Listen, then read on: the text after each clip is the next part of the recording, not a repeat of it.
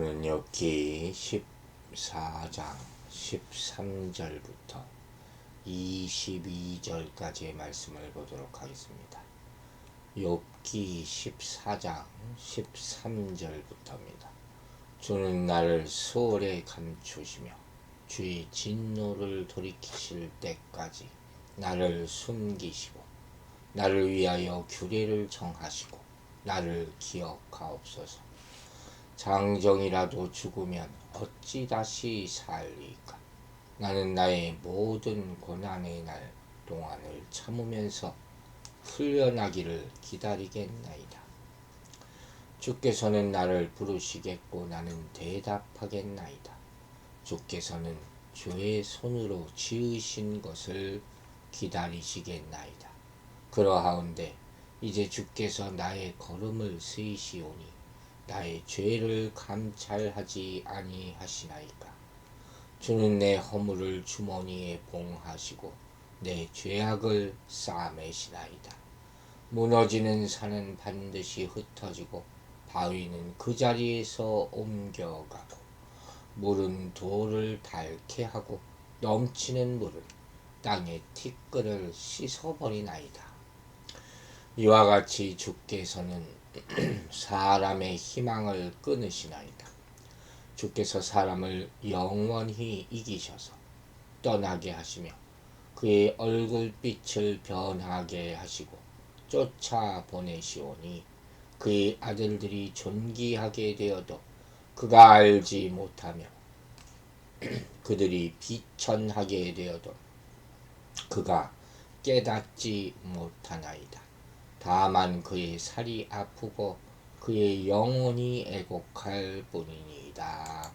아멘.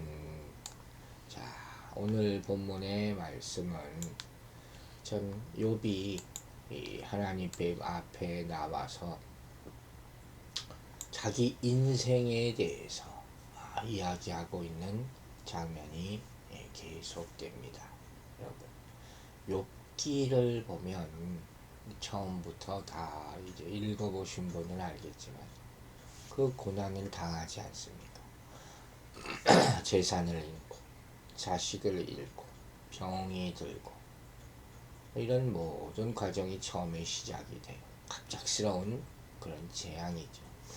근데 고난당한 후에 이런 것에 대해서 말이 없어요. 자녀에 대해서, 잃어버린 재산에 대해서, 심지어 그를 비난했던 아내에 대해서 말이 없어요. 참 그것도 참 이상하죠. 그런데 이렇게 생각해 볼 수 있어요. 정말 개인에게 절박한 게 모르겠습니까? 나 자신이 죽을 때가 되면 다 쓸데없는 걱정입니다. 내가 문제지. 죽은 후에 어떻게 될까? 그렇지 않습니까? 그래서 정말 필요한 것은 은혜예요. 하나님의 은혜. 끝까지 이것저것 걱정하고 죽는 사람들이 참 많습니다. 자기가 해결할 수도 없으면서. 잊을 건 잊어야 돼요. 잃어버린 것 계속 기억하고 있는 것은 정말 어리석은 인생이다 하는 거예요. 정말 고민해야 할 것은 고민하다 보면 다른 것은 문제도 안 됩니다. 인생의 고민의 85% 이상이 다 쓸데없는 고민이다 하는 거죠. 이거에 매여 있다 보면 그 인생이 힘들어지는 거예요. 오늘 본문 13절부터 욥은 하나님의 진노가 영원할 것이라고 믿고 싶지 않기 때문에 희망을 포기하지 않고 하나님이 자기를 기억해 주시기를 간절히 바라고 있어요. 그는 하나님의 진노가 멎을 때까지 자신을 수월에 감추어 두셨다가 진노가 끝난 뒤에 다시 기억해 주셨으면 좋겠다라고 13절에서 말합니다. 한시적인 피난처로 제공해 주셨으면 좋겠다 하는 거예요. 그러나 이러한 요청은 사실 불가능한 것이죠. 욥도 알고 얘기하는 거예요. 그래서 대장부라 할지라도 한 번 죽으면 끝이요. 다시 살아난다는 것은 있을 수 없습니다. 라고 14절에서 고백합니다.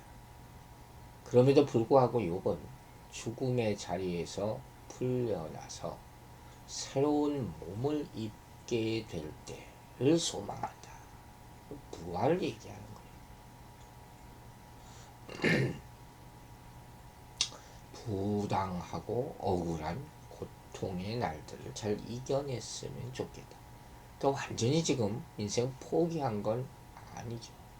6절에서 품꾼이 쉬는 것처럼 또 이렇게 얘기하면 지금 좀 왔다 갔다 하는 거예요. 만약에 신랄 같은 희망을 가지고 있기 때문에 그때가 되면 하나님과의 관계가 회복될 수도 있지 않느냐. 그리고 하나님의 부르심과 욥의 응답이라는 이런 의사소통이 가능해지지 않겠느냐 하고 말하는 거예요. 뿐만 아니라 하나님은 자기 손으로 만드신 피조물인 욥을 기쁜 마음으로 기다리실 것이다 라고 15절에서 말합니다. 하나님이 먼저 욥을 부르시고 그를 기다리신다 하는 이유는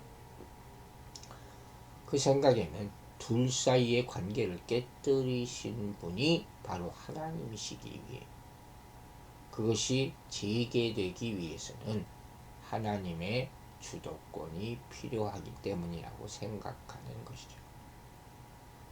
하나님께 완전히 지금은 이제 의지할 수밖에 없는 상황이죠. 여기서 아까도 잠시 언급했던 부활이라는 것, 이것을 막연하게 꿈꾸고 있는 것을 볼 수가 있어요. 막연함이에요. 하지만 우리는 이 말씀을 보면서 어떻게 생각해야 됩니까? 죽음 이후에 부활은 분명히 있다 하는 거예요. 신자들은 생명의 부활, 불신자들은 심판의 부활을 맞이하게 됩니다. 하나님은 예수 그리스도를 죽은 자 가운데서 부활하게 하심으로 우리를 거듭나게 하셨습니다. 믿으셔야 돼요. 즉 욥이 꿈꾸었던 부활은 이상이 아니라 실제예요. 하나님은 욥이 꿈꾸는 그날을 이미 계획해 놓으셨다는 것을 알아야 된다는 거예요. 사람의 죄가 다 사라지고 거룩하신 하나님 앞에 흠없이 설 수 있는 길을 열어주신 분이 바로 예수 그리스도이심을 믿으시기 바랍니다. 이제 16절부터 이제 앞서 말한 대로 하나님과의 관계가 회복되면 욥을 대하는 하나님의 태도도 달라질 것이다. 이렇게 소망하잖아요. 그동안 욥의 모든 걸음을 꼼꼼하게 살피시고 그의 상하는 행동을 취하셨던 하나님이 이제는 그의 죄를 자세하게 살피거나 관찰하지 않으실 거야. 이렇게 16절에서 얘기합니다. 오히려 욥의 모든 허물을 자루에 넣어 봉하시고 그의 모든 죄악을 덮어주실 것이다 하고 또 17절에서 말합니다. 어쨌든 희망이죠. 13절부터의 말씀과 마찬가지로 현실에 있어서는 가능해 보이지 않은 일을 욥이 지금 간절히 바라고 있는 그러한 장면입니다. 이렇게 13절부터 17절까지 불가능한 미래를 상상하면서 하나님과의 관계 회복을 꿈꾸던 욥은 다시 냉혹한 현실로 돌아오게 됩니다.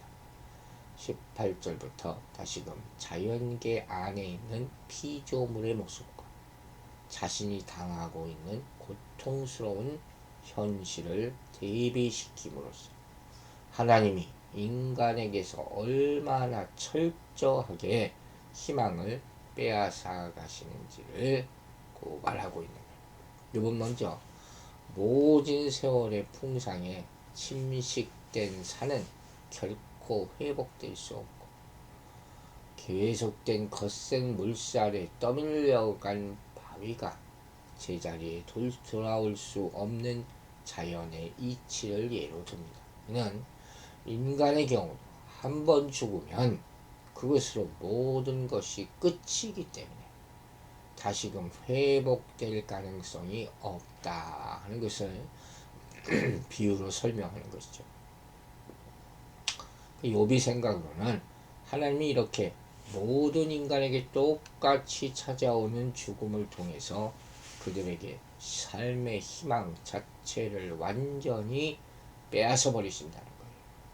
이건 마치 거센 물길이 단단한 돌을 닳게 만들고 강한 물길이 온 세상의 먼지나 티끌을 싹 쓸어가는 것 같다.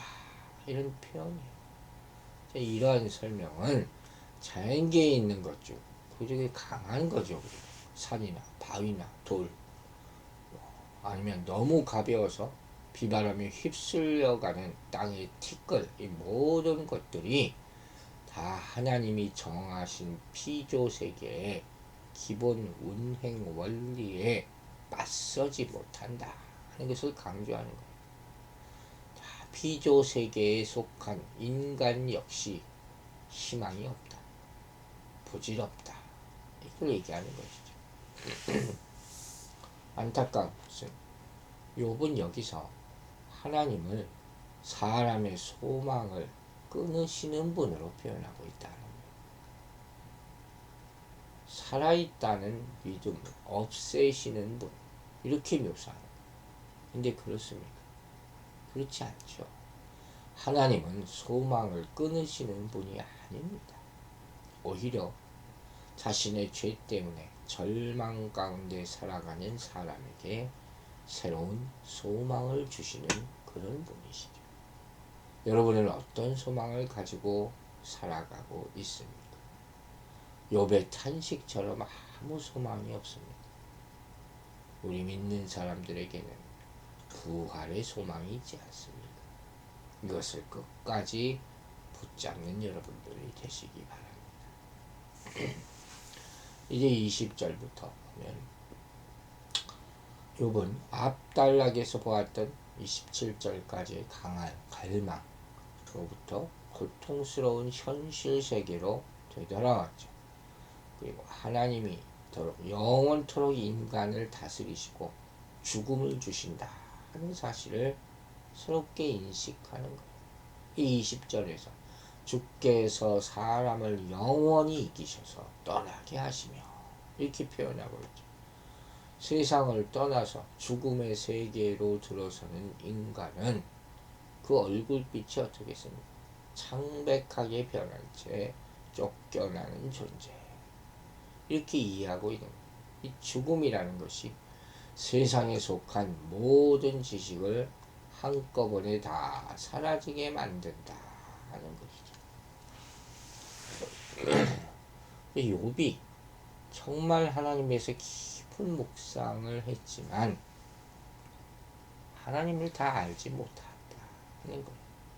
인간은 하나님을 알기 위해서 노력을 합니다. 그럴 필요도 없는데 사실. 뿐만 아니라 때때로 하나님보다 높아지려고, 하나님을 이기려고까지 합니다. 하지만 승리는 언제나 하나님께 있는 거예요. 이건 변하지 않아요.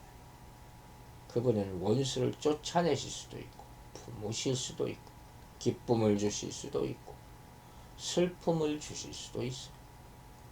그래서 인간은 하나님께 맞서거나 강팍해져서는 안 된다.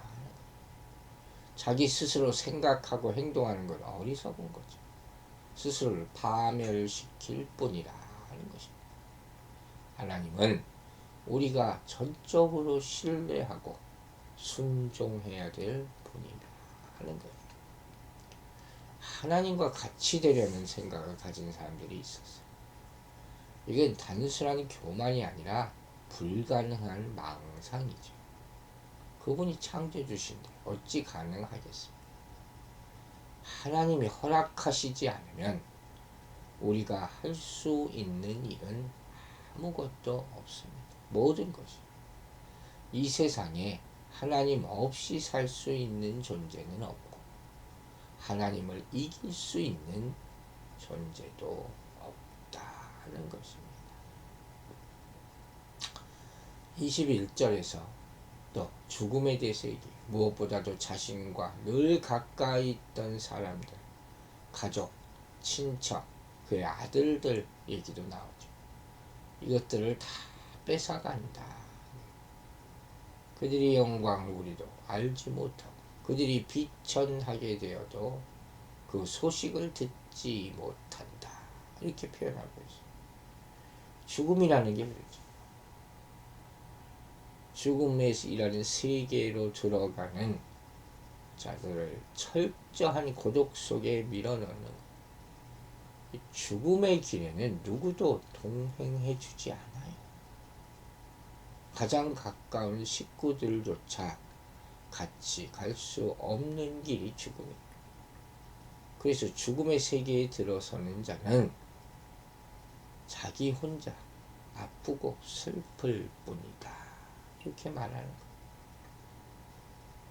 스월에서 인간은 더 이상 살아있는 자들과 함께 기뻐할 수도 없고 슬퍼할 수도 없다. 단지 혼자서 애곡할 뿐이다. 욥이 이러한 마무리 발언은 임종 직전에 조상들과의 만남을 기대하던 족장들의 모습과는 우리 창세기에서 봤었던 아주 대조를 느끼죠. 죽음을 통해서 열조에게 돌아간다. 이렇게도 생각했잖아요. 그런데 욥은 지금 죽음을 목전에 두고 있으면서 자신들은 완전히 자신은 고립되어 있다. 모든 식구들과 이별, 이것만 생각하는 심한 고독감 가운데 주저앉아 있는 그런 모습이죠. 너무 힘드니까. 서두에서 얘기했듯이 내가 아픈 것 결국은 이거예요. 이것만 남는 것이다. 그래서 신앙 없는 사람이 죽음을 기다린다는 것이 힘든 거예요. 진짜 신앙을 가진 사람은 남긴 세상에 대해서 아쉬움이 없어야 되는 거예요. 왜? 이제 쉴 거잖아요. 미련 갖지 말라. 하나님께 가는 것 아닙니까? 이 땅에서 영광을 추구하면서 살아가는 사람들은 부활을 바라보지 못해요. 영광스러운 부활이 없다면 이 땅에서의 비참한 죽음이 절망일 수밖에 없을 거예요. 하지만 부활이 있다면 이 땅에서 절망할 이유가 하나도 없는 것입니다. 그래서 우리는 부활의 소망을 둬야 하는 것입니다. 오늘 이 하루도 주님이 주신 말씀을 붙잡고 소망을 잃지 않는 인생이 되기를 주의 이름으로 축원합니다. 기도하겠습니다.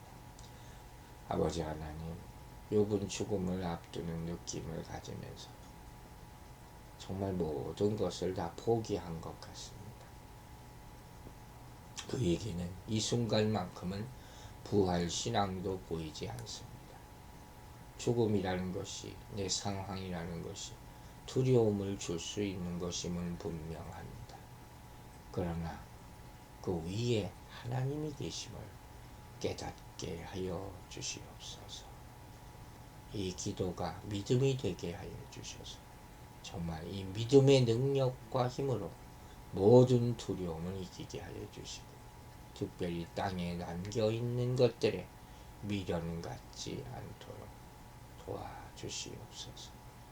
우리의 심령이 조속간에 변하지 않도록 굳건하게 지켜나가게 하여 주시고, 우리가 흔들리고 믿음이 정말로 잃어버릴 것 같은 상황, 그런 상황을 당한다 할 때 다시 말씀을 주시고 음성을 들려주셔서 부활의 소망으로 일어나게 하여 주시옵소서.